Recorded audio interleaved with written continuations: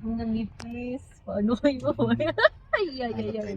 Ay, ito muna, may paparking na tayo, ma'am. Ito. Ito. Yan. Turn left. Salataw ka.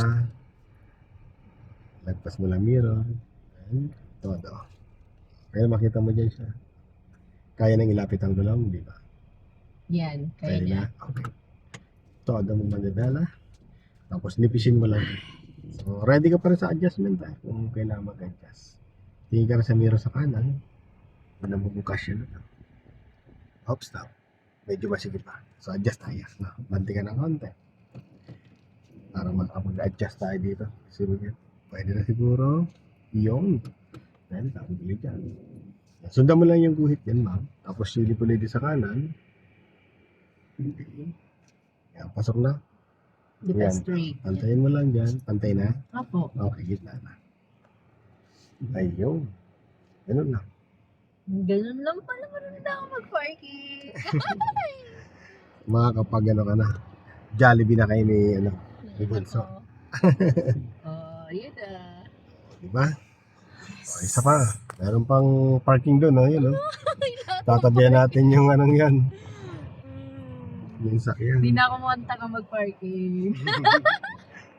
Nagtatawag pa kaya ako ng guard sa SM. Nagtawag ako ng guard. Nagbigay tali akong 50 pesos. Higa ako Reference mo itong Isuzu Turbo na to. Lapitan mo yung ilaw. Turn left. Hindi pa. Lagpasan mo Lagpasan mo na. Yan, todo. Lapitan mo to. Makita mo dyan siya yung Isuzu. Kaya na bang ilapit ang gulong? Yes. Pwede na. Okay. Todo dyan. So tulad ng sabi ko kanina, ready pa rin sa adjustment. Yes, Minsan na. Okay. So pasok dyan. Dito kaya sa kanan. Tingnan natin. Pasok naman. Pasok na. Tingin dyan sa kaliwa. Maluwag masyado. Maluwag dyan. Punta ka sa unahan. Yan.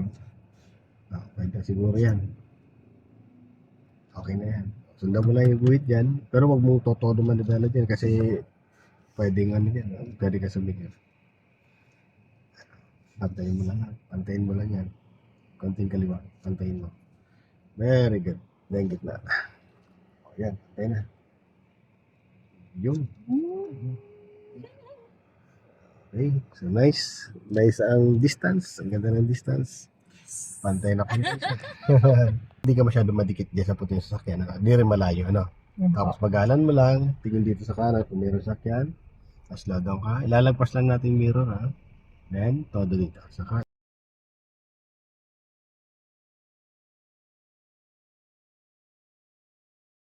Okay? Tapos yung side na sakyan mo, naka-point doon sa gulong. Pwede mo rin reference. Naka-point na. Yun. Yun yung time na pwede mong i-stop na yung sakyan mo, saka mo i-atras. No? Dapat naka-point ang gulong mo. Yan. Pag-atras niya, hindi ka masyadong malaking mag-adjust. No? Dito, tingnan mo. Pero hindi pa rin mawawala syempre yung mga adjustment. Sa pag-reverse, kahit magaling ka ng driver, magkakaroon ng adjustment.